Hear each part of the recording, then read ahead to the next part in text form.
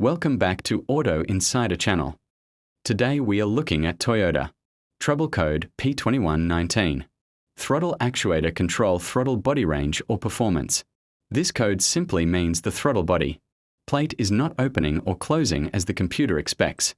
Most common causes include carbon buildup inside the throttle body, making the plate stick, a faulty throttle body assembly, either the actuator motor or the position sensor inside it, wiring or connector issues, such as loose pins or corrosion, low battery voltage, which affects throttle response, and in rare cases, an ECM fault.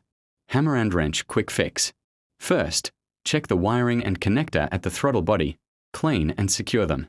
Next, remove the intake hose and clean the throttle body with Throttle body cleaner. Focus on the edges where carbon builds up. After cleaning, reset the ECU by disconnecting the battery for a few minutes.